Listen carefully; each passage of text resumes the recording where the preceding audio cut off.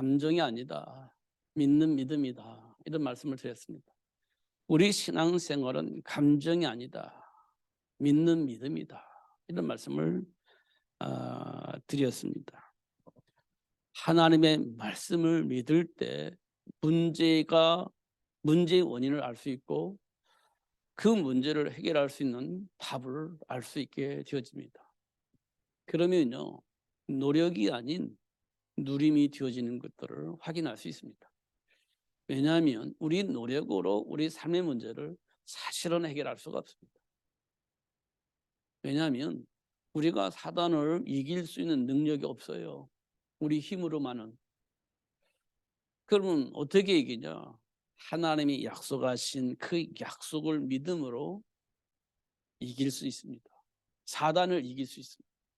약속하신 그 약속을 믿음으로 그 사단을 이길 수가 있습니다. 그런데 약속을 안 믿으면 사단을 이길 수가 없습니다. 우리 감정적으로 대한다고 해서 해결되는 게 아니에요. 하면 막 될 것 같은데 그렇지 않습니다. 믿음이 되어지는 겁니다. 믿음으로 되어지는 겁니다. 그래서 마가복음 16장에는 믿는 자들에게 표적이 따른다 이렇게 말씀을 하셨습니다. 우리는 대부분요, 믿는다 해놓고 나와 안 맞으면 감정이 앞장서게 됩니다. 그렇게 해야 될 것 같으니까 감정이 앞장서게 됩니다. 그렇게 해야 될 것 같으니까 막 그렇게 하는 겁니다. 그런데 그렇게 가지고는 안 된다는 거예요. 그럼 어떻게 한다는 거냐? 믿음으로 된다는 겁니다. 믿음을 어떻게 해야 되겠어요? 하나님께 기도하죠. 내 힘이 아닌 하나님이 하시면 될 것이기 때문에 믿는 자는 뭐하냐? 혈과 육의 싸움을 하지 않고 기도한다. 왜? 기도하면 하나님이 역사하신다고 약속을 하셨으니 그 믿음을 가지고 기도한다. 이렇게 말씀을 하고 있습니다.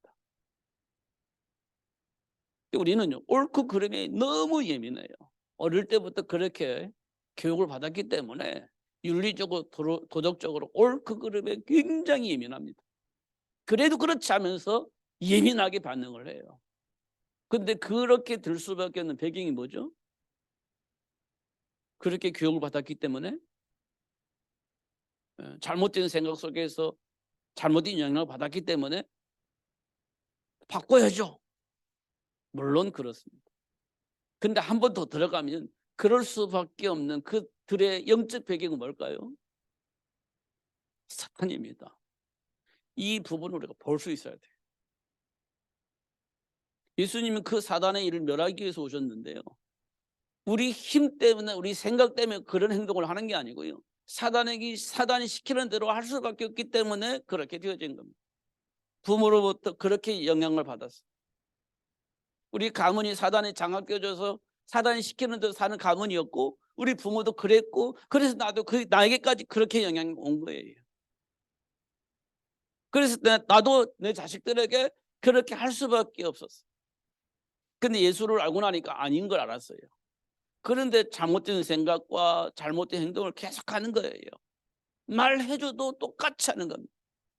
왜 그럴까요? 말 못 알아들어서요? 못 알아듣지는 않을 겁니다. 그런데 사단의 올무에서 빠져나올 수가 없으니 마귀가 시키는 대로 할 수밖에 없으니 그렇게 하고 있을 겁니다. 자기 자신도 모를 거예요. 왜 그러는지. 근데 그게 맞는 것 같아. 나도 그렇게 하고 싶어. 이런 감정 때문에 부모의 말을 거역하고 자기가 하고 싶은 대로 하겠죠. 그럴 때 볼 때는 야, 이 나쁜 자식 이렇게 말할 수도 있겠죠. 부모도 무시하고 말도 안 따르고 나쁜 자식 그럴 수도 있겠죠. 그런데 한 번 더 생각해 보면 그럴 수밖에 없는 그들의 영적 배경을 보면 사단에게 장악되어 있는 거예요. 사단이 시키는 줄 아는 거지. 자기는 몰라. 근데 무의식 속에 사단이 그렇게 작동을 하고 있는 겁니다. 그걸 본다면 어떻게 해야 되겠습니까? 사단의 일을 멸하신 예수님 붙잡고 기도해야, 그 강한 자를 결박하고 무너뜨려야 그 생각과 삶을 지배했던 그 사단이 떠나면서 생각이 바뀌고 삶이 바뀌어지는 겁니다. 그 강한 자를 결박하지 않냐고서는 세가를 달할 수 없다. 그 어떤 방법이? 기도. 그게 기도입니다. 강한 자를 결박한다는 거면 예수 이름으로 그 귀신을 결박하는 겁니다.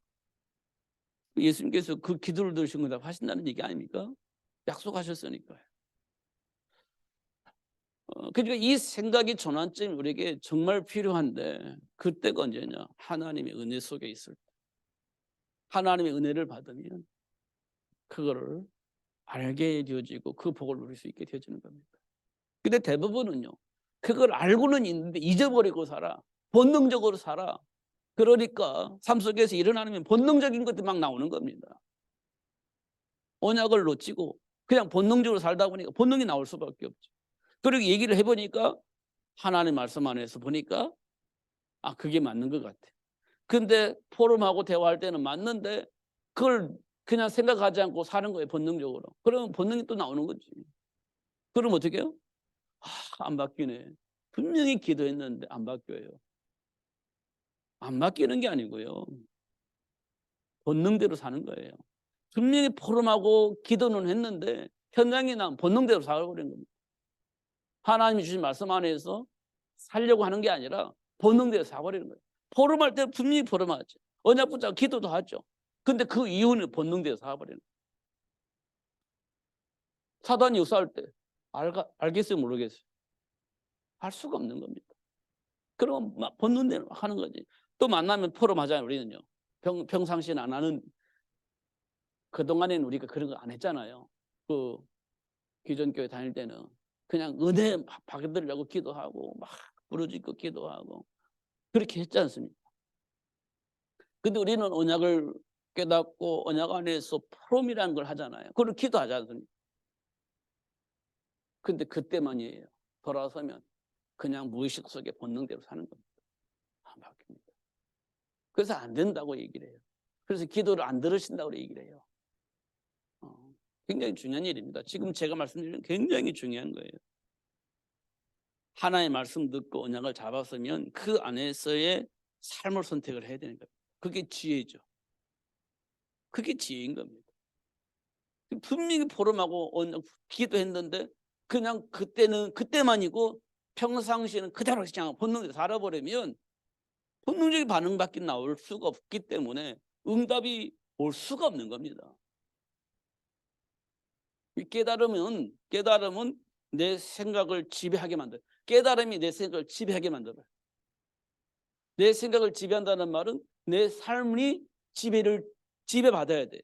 그 깨달음의 메시지가 나의 생각과 삶을 지배하도록 그 생각 깨달음에 나를 내려놔요. 그게 굉장히 중요한 거지. 응답받은 것에 내 생각과 삶을 맡겨버려야 돼. 그래야 그 속에서 판단하고 선택할 거 아니에요.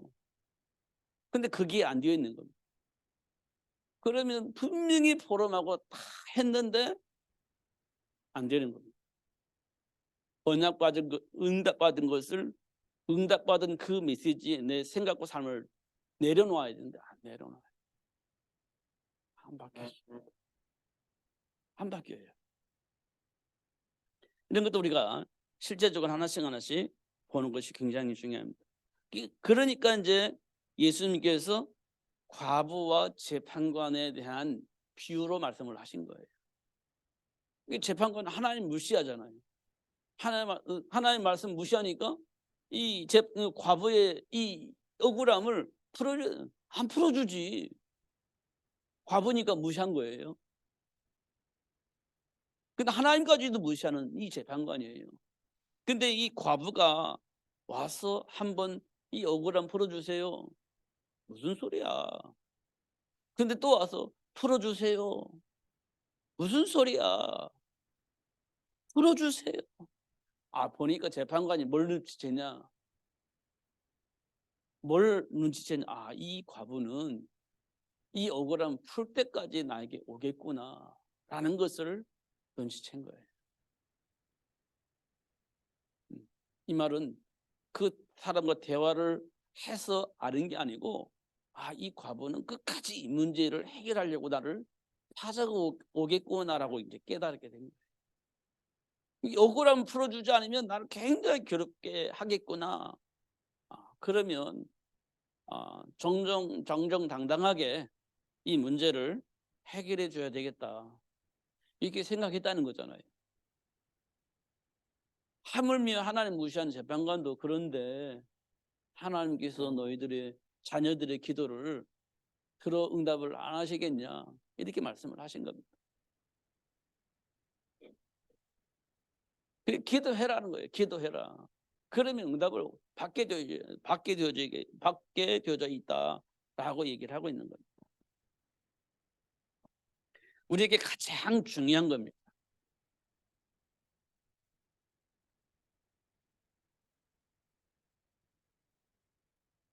가장 중요한 건 신앙생활에서 가장 중요한 거예요. 신앙생활에서 가장 중요한 거, 이게 뭐냐면 하나님이 주신 언약은요, 이 약속된 축복이에요. 언약은 하나님이 우리를 향한 약속하신 축복이에요. 약속하신 축복. 이 언약은 우리 삶을 이렇게 살아라 저렇게 살아라 이렇게 말한 것처럼 보이지만 사실은 우리를 향한 축복을 약속을 하신 거예요. 축복을 약속하신 겁니다.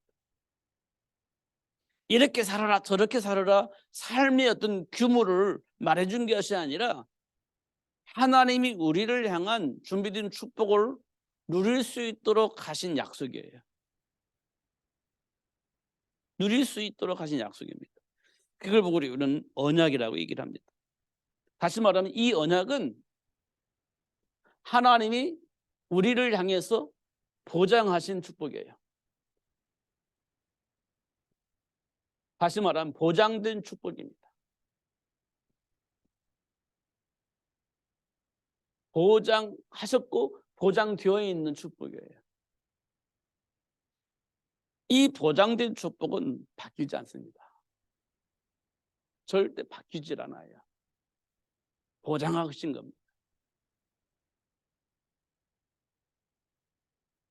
우리가 옛날엔 그 집을 전세를 들어가든지 월세를 들어가든지 주인하고 계약하고 끝이었잖아요. 근데 어느 날부터 확정일자 이런 거 받아가면서 이렇게 이제 이 약속된 계약된 이 돈을 떼먹지 않도록 보장해 주는 거잖아요. 그게 확정일자잖아요. 옛날에 그런 게 없으니까 주인이 떼먹으면 억울해서 어떻게 할 수가 없었잖아요. 근데 확정 날짜가 받으면 그게 이제 주인이 책임지고 세 들은 사람 보장받는 거잖아요. 그런 것들이 생겼잖아요. 그래도 또 사기치는 사람이 있긴 하는데요. 그런 것 꼭 같지 않은 것이지만 그만큼 하나님께서 우리에 대해 완전히 보장을 책임지는 그런 약속을 말하는 겁니다. 이걸 보고 우리는 언약이라고. 그럼 이 안에 있으면 우리는 안전할까요? 불안할까요? 안전하지요. 완전히 책임지는 건데. 완전히 보장했는데. 무슨 일이 있어도 우리는 결코 안 망할 수 있는 그런 보장이 돼 있어요. 절대 안 망하는 보장이 돼 있어요. 그게 확정되어져 있어요. 확정. 도장 꽝 찍어놨어요. 그럼 누구도 이걸 변경할 수가 없어요. 그걸 보고 보장된 축복이라고. 그게 언약 안에 있는 겁니다. 언약. 그럼 저와 여러분요, 확정됐다는 사실만 안다면요, 두려울 게 없는 거죠. 여호수아에게 하나님께서 가나안 땅을 들어갈 때 뭐라고 말씀하셨냐? 미리 말씀하셨어요. 여호수아야, 이 가나안 땅을 이미 너에게 다 주었어. 그러니까 두려워하지 마. 담대하게 가면 돼. 이미 다 너에게 붙였어. 이라고 약속을 하시잖아요. 요단강 건너가지도 않았는데 요단강을 다 보면서 여호수아야, 이 땅은 다 너에게 붙였어. 두려워하지 마. 염려하지 마. 담대하게 가면 돼. 다 너에게 붙여서 너희 것이 될 거야 라고 약속되어 있는 겁니다. 그러면 그건 보장되어 있는 거잖아요. 들어가기만 하면 되는 거지 않습니까? 근데 말씀 붙잡고 요단강 가니까 요단강 갈라지지. 말씀 붙잡고 여리고성 버리니까 여리고성 무너져 버리지. 되어져 있는 겁니다. 되어지게 되어 있는 거지. 붙여놨으니까. 그때 갈렙이 뭐라고 합니까? 나이가 많이 먹었을 때 갈렙이 여호수아에게 저 안악산지를 나에게 주세요. 그 젊은 사람도 힘든데, 험진데, 그 사람들은 훌륭하게 준비된 사람들인데 과연 할 수 있을까? 라고 질문을 했던 것 같아요. 여호수아가. 굳이 안 해도 되는데, 그러니까 갈렙이 뭐라고 했어요? 하나님이 그 땅을 우리에게 주신다고 하지 않았습니까? 그러니까 들어가면 충분히 이길 수 있습니다. 지금 건강해요. 가면 이길 수 있습니다. 하나님 우리에게 주신다고 했는데. 그리고 갈렙이 얘기를 하지 않습니까? 여호수아에게. 굳이 여호수아와 갈렙이 요셉의 제자였기 때문에 굳이 그렇게 하지 않아도 되는데 갈렙이 그렇게 얘기를 합니다. 그러면서 안악산지를 정복하잖아요. 그냥 그게 보장되어 있는 축복이에요. 보장되어 있는 축복. 그러니까 담대하게 가서 공격해서 이겨먹는 겁니다. 보장된 축복. 이 세상이 아무리 막강하고 힘이 있어서 아무것도 할 수 없을 것처럼 보이지만 약속된 축복 속에는요, 보장된 축복 속에는 뭐가 포함되어 있냐면 이 세상은 반드시 하나님 나라가 회복되어질 수 있도록 하나님이 하실 것이라고 하는 보장된 축복이 있는 겁니다. 그래서 우리는 세계복음화라는 말을 하는 거예요. 그게 보장되어 있는 축복이에요. 근데 그 복을 누리기까지 사단이 우리를 공격할 수 있어요. 근데 이기지 못하는 겁니다. 사단이 우리를 은우사자처럼 막 공격해, 사망의 세력을 가지고. 그런데 그들이 우리를 이겨먹지 못해. 이 보장되어 있는 축복입니다. 음부의 권세가 우리를 이길 수 없다고 하잖아요. 이게 보장되어 있는 겁니다. 언제까지요? 세상 끝날까지. 보장되어 있는 겁니다. 그 보장된 축복이에요. 그런데 막 공격해 오는 거예요. 그때 예수 이름으로 그걸 대적을 하는 거지. 그게 보장된 축복입니다. 예수 이름으로. 그래서 예수 없으면 우리가 이겨먹을 수가 없어요. 세상을 이겨먹을 수 없어요. 그럼 우리가 하면 할수록 우린 지는 거예요. 아무리 힘과 능력을 가지고 지혜를 가지고 사단을 이겨먹을 수 있느냐? 없어요. 하나님의 영광에 이룰 수 있는 사람이 이 땅에 없다고 했지 않습니까? 없어요. 우리 지혜와 능력으로 안 되는 겁니다. 그럼 어떻게 해야 돼요? 그리스도의 능력으로. 사단의 일을 멸하신 그리스도의 능력으로. 기도할 때 이겨먹을 수 있는 겁니다. 그러면 현장에 그 막강한 힘을 가지고 있는 사단의 세력은 쫄아드는 겁니다. 하나님 나라로 확장되어지는 겁니다. 결국 237 나라 5천 종족을 살릴 수 있는 삶의 축복이 그리스도 안에 있는 겁니다. 세계 복음화의 축복이 우리 삶에 있는 게 아니고 그리스도 안에 있는 거예요. 이 그리스도 안에 있는 축복을 발견하면 삶도 그리스도 안에 있는 축복을 누리는 삶이 되어지는 겁니다. 근데 그게 보장되어져 있는 축복이라는 겁니다. 우리 힘으로 만들어내는 축복이 아니라 보장되어져 있는 축복이에요. 이 말은 그 보장되어 있는 축복을 누리는 것이 우리 삶이 되는 겁니다. 보장되어 있는 그 축복을, 주어진 축복을 누리며 사는 것이 우리 인생이라는 거예요. 쉽죠. 옛날에 이런 말 하잖아요. 쉬운 일 보고 어때요? 땅 짚고 헤엄친다. 이렇게 얘기하지 않습니까? 이건 누구나 할 수 있는 거예요. 애기도 할 수 있어요. 땅 짚고 헤엄치는 것. 애기도 할 수 있는 거예요. 그러나 깊은 물에서는 수영할 수 있는 사람만 하잖아요. 그렇지 않으면 꿀로 물속에 들어가서 나올 수가 없을 거래요. 근데 예수 믿는 사람들은 땅 짚고 헤엄치듯이 할 수 있는 것이다. 그게 누림이라는 겁니다. 보장된 축복. 네, 이게 되어 있습니다. 다시 말하면 우리에게 주어진 축복이다. 이미 우리에게 와 있는 축복이라는 겁니다. 와 있는 축복.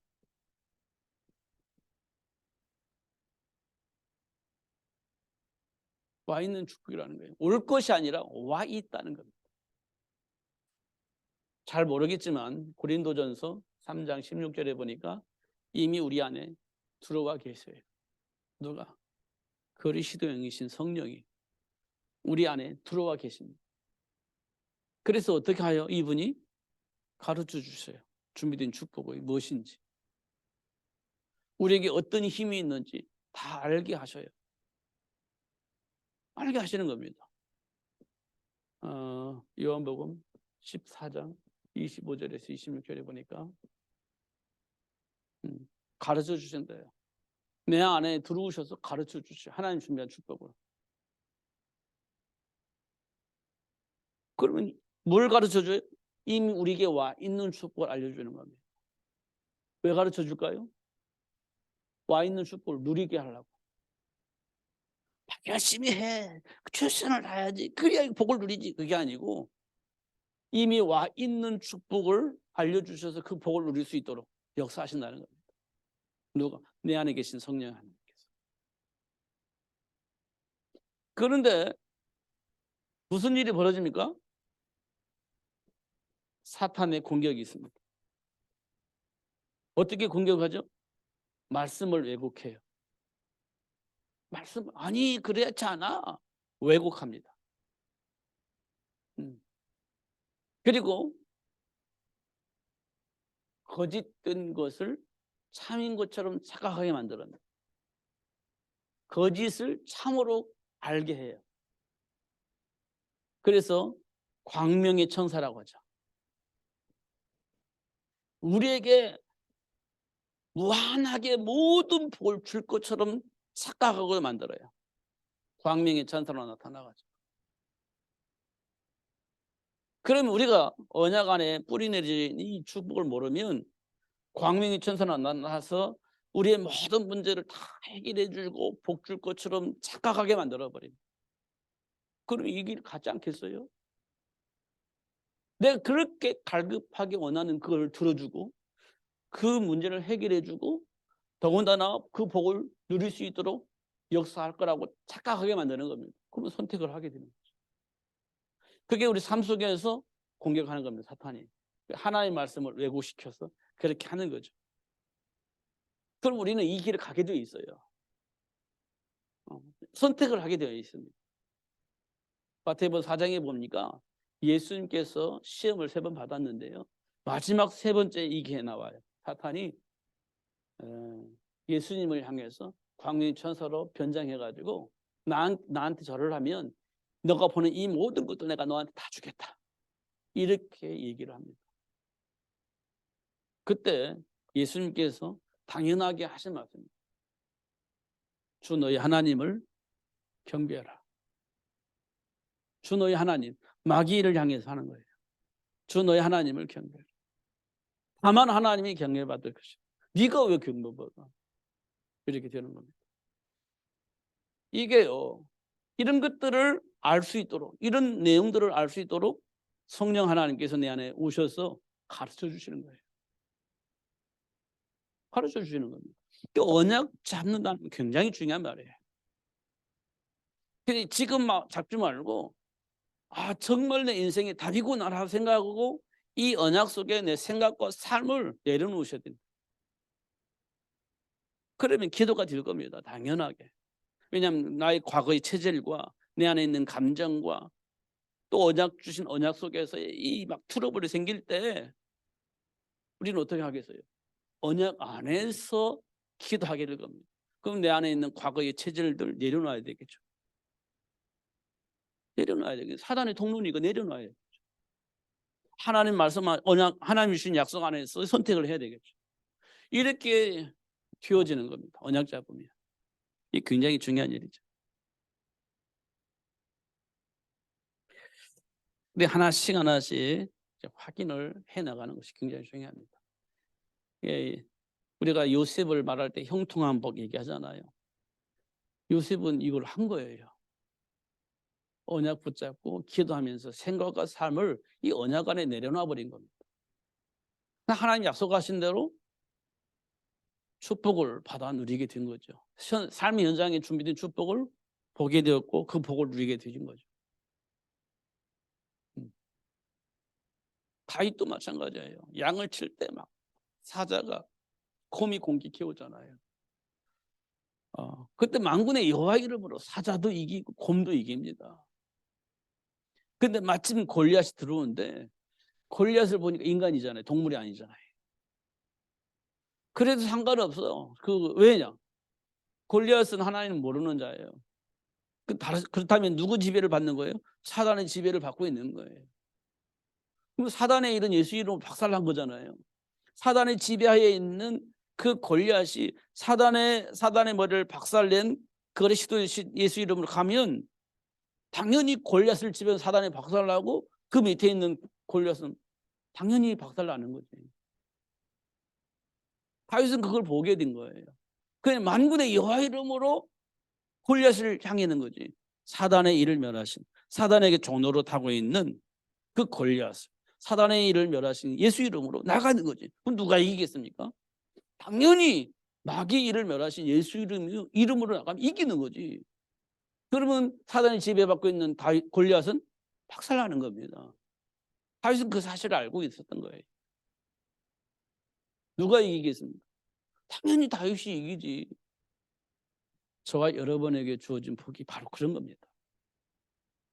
알면 그 복을 누릴 수 있어요. 누구든지 누릴 수 있는 거잖아요. 예수님이 나와 함께 계시잖아요. 이 세상 신 임금으로 자리 잡고 있는 사단은요, 이미 예수님이 박살난 거예요. 그 사실을 안다면 그 사람 배후의 역사는 사단은요 박살난 거예요. 그 사실을 알고 나가면 그 지배받고 있는 그 사람도 예수님이 박살나는 거예요. 골리앗이 박살나듯이. 그게 뭡니까? 기도하는 거예요. 그래서 그 사람을 좀 살리고 싶다. 그럼 사단이 박살내고 그에게 복음을 심어주면 되는 거예요. 그럼 그 사실을 안다면 나올 수 있죠. 그걸 보고 우리는 해방이라고 합니다. 해방. 초대교회는 그렇게 많은 핍박이 있었지만 날마다 제자의 수가 더해졌다. 이 말은 사단을 박살내고 그 속에 준비되어 있는 사람들을 하나씩 살려낸 거예요. 그게 초대교회 성도들의 모습입니다. 그렇게 하려면 뭐가 필요해요? 그리스도로 충만해야죠. 이 말은 언약 붙잡고 기도하는 걸 쉬지 않은 거예요. 집에서도 언약 붙잡고 기도하고 그 안에서 포럼하고 교회에서도 그 안에서 그 말씀 붙잡고 기도하고 포럼하고 어느 곳에 가든지 그 말씀 붙잡고 기도하고 포럼하고 이걸 쉬지 않고 한 겁니다. 그러니까 보이는 거예요. 사단의 일이 보이고 사단의 막강한 힘을 가지고 있지만 이미 예수 앞에 박살났다는 사실을 알기 때문에 예수를 대적하는 거지 그 사단을. 그럼 어떻게 되겠어요? 당연히 무너지게 되어 있고 거기에 준비된 사람은 살아나게 되어 있고 그렇게 되어지는 겁니다. 그렇게. 그래서 237 나라 전종도 살리자. 237 나라 살리자. 세계복음 하자. 이렇게 언약 붙잡고 가는 거죠. 뭐가 문제입니까? 문제는 전혀 없습니다. 문제에 있어서 넘어졌잖아요. 왜 넘어졌을까요? 몰라서. 당한 거지 사단에게. 그 당하니까 또 막 억울해 하잖아요. 또 당하는 거야. 사단의 일을 멸하신 그리스도를 모르니까 당하고 또 당하고 계속 당하는 거지. 근데 알면요 돌아설 수 있어요. 그리고 그 사단을 이겨먹을 수 있어요. 돌아서면. 이 부분 우리에게 굉장히 중요한 부분. 그거를 우리는 뭐라고 했냐? 기도 이렇게 얘기합니다. 기도. 언약을 놓치지 않는 거예요. 24시간 언약을 놓치지 않는 거예요. 24시간 보장된 축복을 놓치지 않는 거예요. 다른 것이 들어올 때 나에게 영향을 줄 거 아니에요. 아니의 언약 안에서 선택을 하는 거예요. 그게 기도입니다. 그걸 우리 24시란 말 쓰는 거죠. 말로만 24시가 아니라 24시 언약 안에 내 생각과 삶을 두는 거예요. 그러면 되어지는 겁니다. 오늘 본문에서 말씀하셨던 것처럼 진심으로 가면 하나님을 무시한 재판관도 그 과거의 요청을 들어주는데 하물며 하나님께서 밤낮 부르짖는 우리 기도를 듣지 않으시겠냐. 들어주신다. 응답하신다. 역사하신다. 약속하신 말씀이 내 삶 속에 성취될 수 있도록 하신 역사하신 하나님을 알 수 있도록 축복하실 것이다. 이렇게 말씀을 하고 있는 겁니다. 그 중에 가장 중요한 게 뭐냐면 기도예요. 어떤 기도요? 언약 안에 준비된 축복을 놓치지 않는, 그 준비된 축복을 누리는 신부강 원세를 가지고 하는 게 기도하는 그 기도, 보장된 축복을 누리는 기도, 이 기도를 하나님께서 우리에게 회복시켜 주셨다는 겁니다. 그리스도 대신 예수 이름으로. 그 이름으로 승리하시는 여러분 되시기를 예수님으로 축복합니다. 기도하겠습니다. 하나님 아버지 감사합니다. 오늘도 그리스도 예수 안에서 준비된 축복을 보게 하시고 자녀 삼아주신 하나님의 놀라우신 사랑 앞에 하나님 주신 신복한 은혜를 누릴 수 있도록, 그래서 사단의 일은 정복되어지고 하나님 나라가 회복되어지는 그런 일들이 일어날 수 있도록 역사해 주심을 감사합니다. 놓치지 않고 누릴 수 있도록 성령으로 충만하게 하여 주옵소서. 감정을 통해 속이는 사단에게 결코 속지 않게 하여 주옵시고, 지금까지 우리 안에 뿌리 내려져 있던 삶의 기준에 의하여서 그걸 통로로 삼고 공격해오는 사단에게 속지 않고 언약 붙잡고 기도하면서 이만의 비밀을 누리며 살 수 있도록 축복해 주옵소서. 예수 그리스도 이름으로 기도하옵나이다. 아멘.